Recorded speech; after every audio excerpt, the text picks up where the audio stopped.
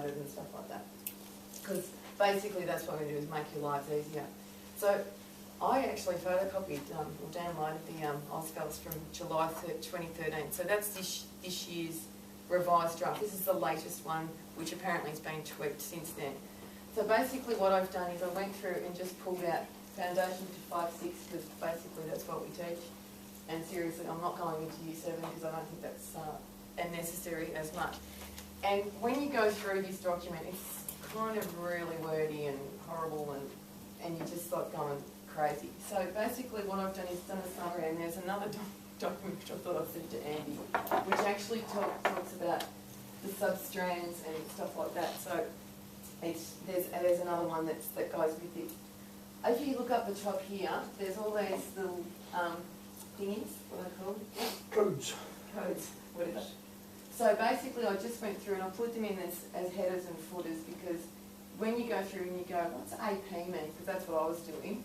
So here, for example, perform locomotor skills, active play and mind games. So that's how it's achieved. FMS, obviously, fundamental motor skills. Religious education is actually rhythmic and expressive movement. Seriously, I'm so over that. So basically it just shows you how it transfers us through from foundation up to 5-6. Foundation being prep now, because that's the new thing. So we're trying to get in touch with this. This was all done as it's their writing year. Next year's their trial year, and then hopefully it's going to be implemented in 2015. I just think it's ridiculous to keep going back to vowels when it's going to go to AusVals. We actually have access to this information. So my personal feeling is I would prefer to be assessing to this document, even if it's not quite 100% accurate for next year, and there might be a few tweaks. I don't think they're going to change a huge amount, because really there's, I don't know how many other ways can you skin a cat, really you can't. So basically I think we would be reasonably safe, wouldn't we, Bernie, to say that this is going to be as what it's going to look like, reasonably safe?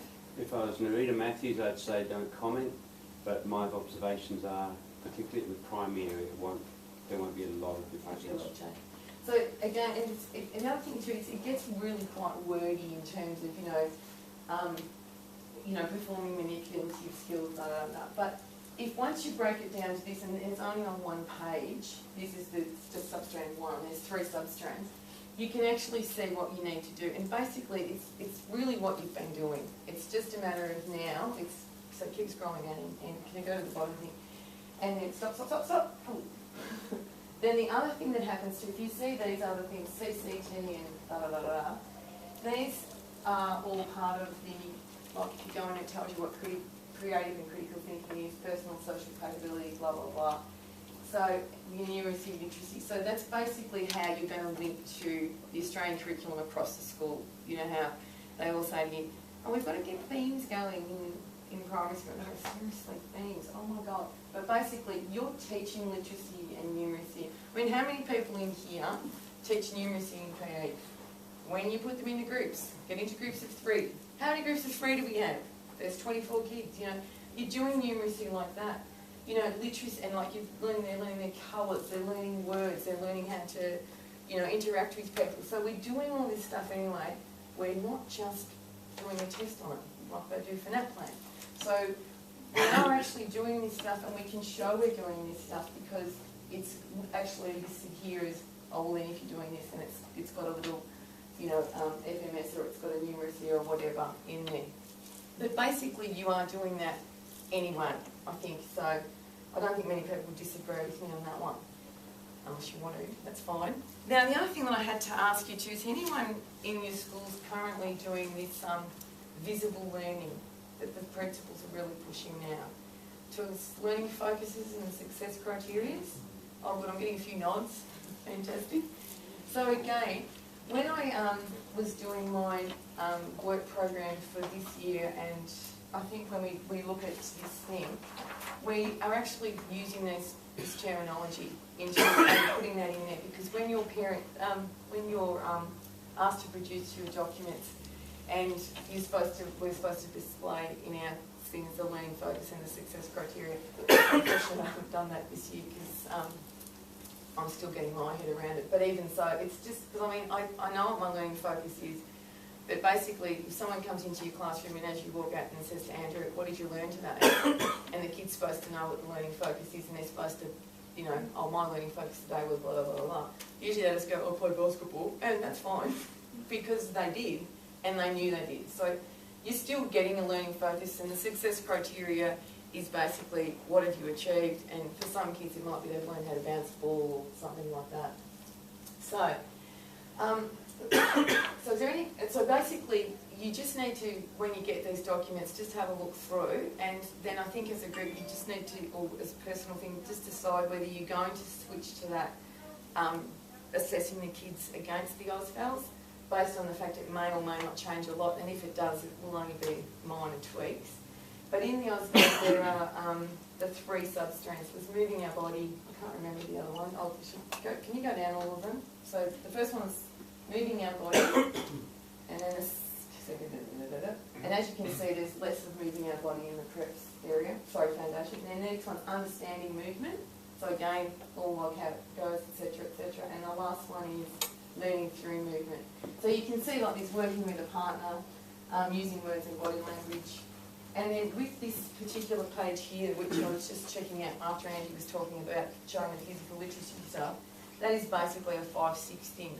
So if you wanted to start off with that in your program, showing those clips at the start of the year, you basically, that's what it says. It actually says that in here, where they access and interpret health and physical activity information from a variety of sources and apply effective decision-making, problem-solving skills in health and movement.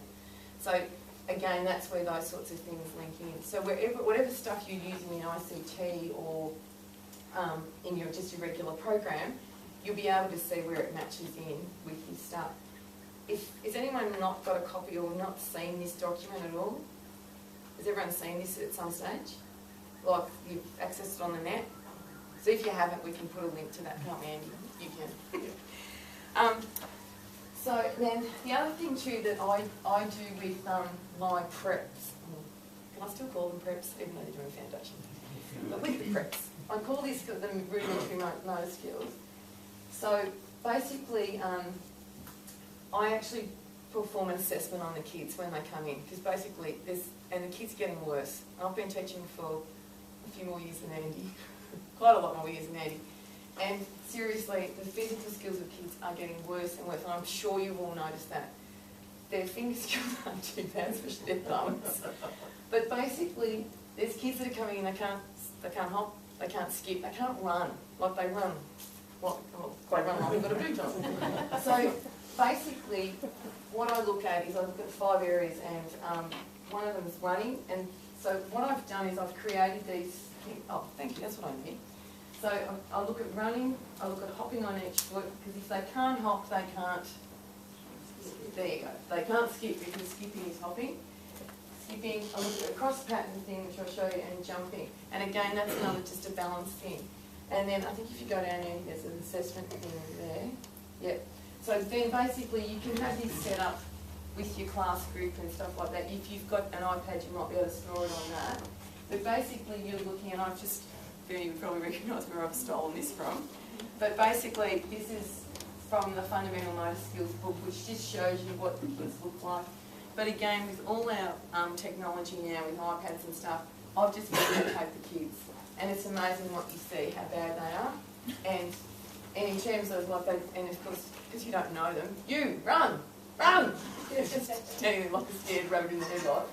But basically, the best part about it is you actually see the kids that are really, really terribly not, like just so unco. And they're the ones you can identify straight up to start doing some work. You can actually talk to their parents if you came enough to talk to prep parents in Term 1.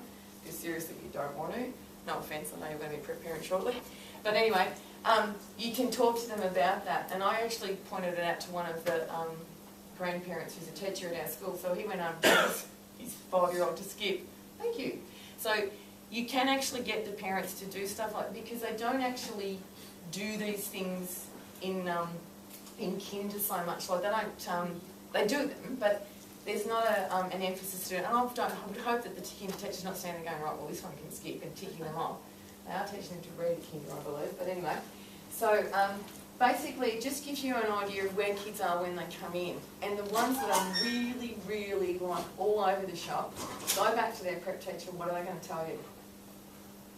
They can't write. They can't struggle to write. read, they can't write, they've got absolutely no idea that they're actually at school. They're walking around in a daze, they've got no idea.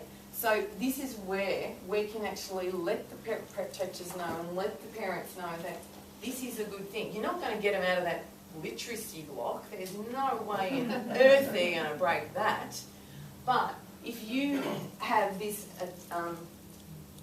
there's the word, if you have this data that you can show people and say, well, look, this kid needs this, needs this, and work out a little program that can be sent home with the parents and stuff, you are then contributing to that child's education in a really rich way in prep. Again, it is a little bit time consuming, but seriously, the kids stand out like a sore toe. Seriously. Oh, stop using that analogy. But they do stand out because they are terrible in terms of they've just got no idea.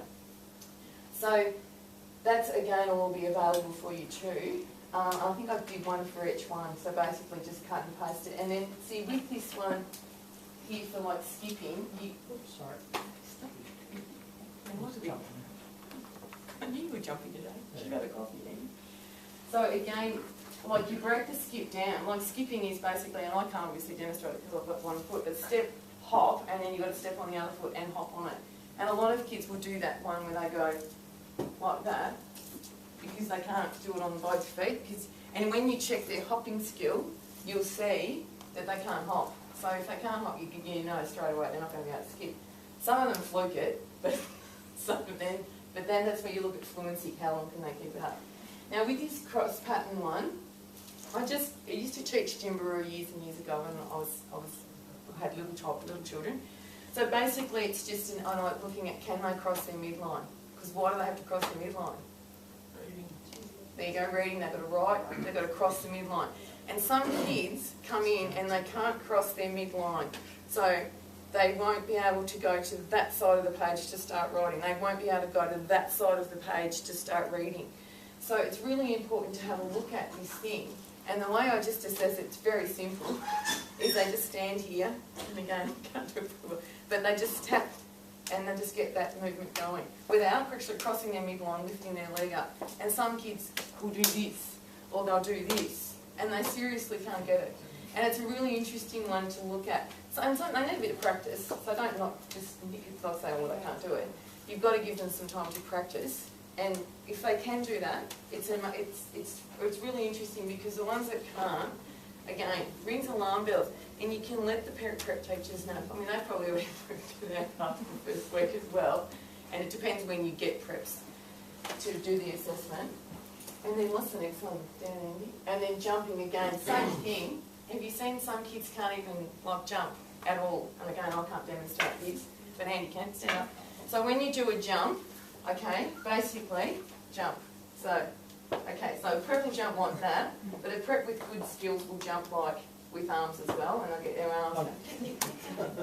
So they'll do that, is what you're looking for. Thank you very much. No worries. Some kids will only jump and they'll just use one foot.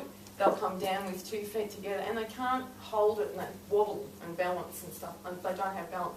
So that actually shows a bit of balance as well. And so I think, was there any more? I think that's it, isn't it? And, oh, the hopping again. And the way I just assess it is just, can you do 5 hops on your left and 5 hops on your right? And one of the very early games I play with children just to teach them about space and stuff is I put them on a line in the gym and, you know, there's a leader and all that crap, but, you know, and they're the train, they've got to follow the train, so they'll, you know, run along the line and they jump along the line and then they hop along the line. So 5 hops on your left, 5 hops, and the kids will start doing it. 1, 2, 3, 4, 5, and then on the other foot they'll do the same thing. So again, you can actually have a visual of them too. You won't see every kid, but the ones that stand out you'll see.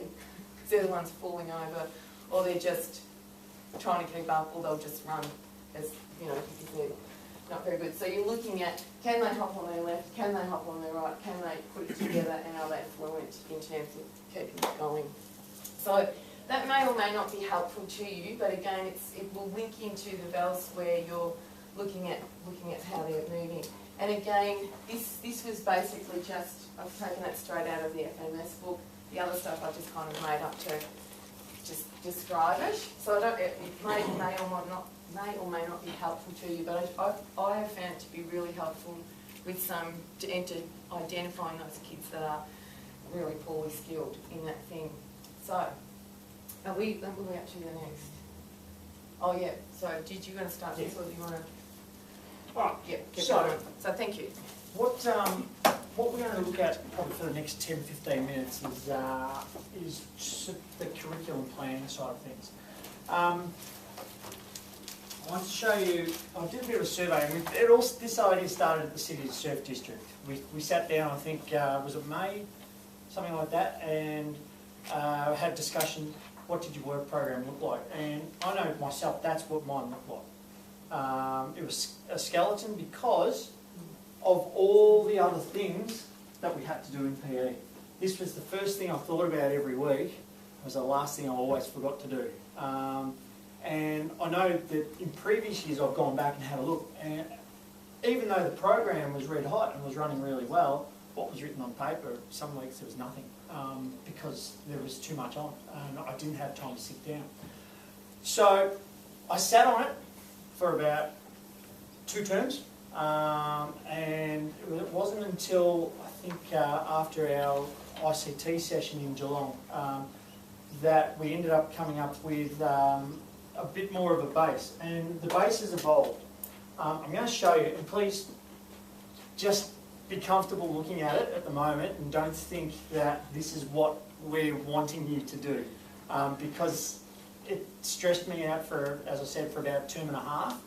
But what I found was that once I produced it, it then put on side the principal because she was able to clearly see exactly what was happening. So I'm just warning you. I'm not sure if it's that one. All right. So essentially, all I do now is I spend 1 day a term and I write my entire units for that term. Term 4, I had a planning day the last week of term 3, and that was my first attempt. So I sat down and I wrote the program for term 4. Term 4, never had to write a work program because it was already there. What I ended up doing, I'll pass these around, I published it into a book. So in the book had all my little tabs. I then photocopied it for my other PE teacher, photocopied it for the 2 CRTs that we regularly used, and I said, there's the program. So they all had a copy. And essentially what they were able to do was go into the book, timetable, so this one's a bit more fuller than the other one. Timetable was there, the outline was there, and then we went straight into the units. The units, I'll pass that one that way. I'll pass that one that way. So you have a flip. The units themselves, as it's evolved, obviously needs a learning intention. We have a learning intention that we always tell the kids. All we've got to do is go, right, let's think ahead, let me just write it down so I remember. I teach all my units in 4-week blocks. They just fit nice and comfortably for what I try and do. First week of term, we have an introduction back to PE. Last week of term, we have a bit of a celebration. So next year, I believe, we've actually got 4 10-week terms if we take out that first one. So it makes it nice and even. So learning intention, 4-week blocks. AusVals, I put them in, so I've referenced it. However, I don't know what that means. And if I said to the kids, right, today, at expected level, you're going to be performing manipulative skills involving handling, controlling objects, blah, blah, blah, blah, blah. Okay? It's very difficult. So, this line came in. Now, this line's not going to be on the little sheet that you're going to work with because it only came in on Monday. Word process. It's what it looks like. So, it's at expected level, grade 2s, sorry, typo, grade 2s, that's what I'm expecting them to do, for them to be right in the centre. If they're up and above, that's what I'm going to expect them to be doing as part of that one skill. If they're below, that's what they're going to be doing. So it gives you a clear pattern of where you can grade those kids. Middle, above,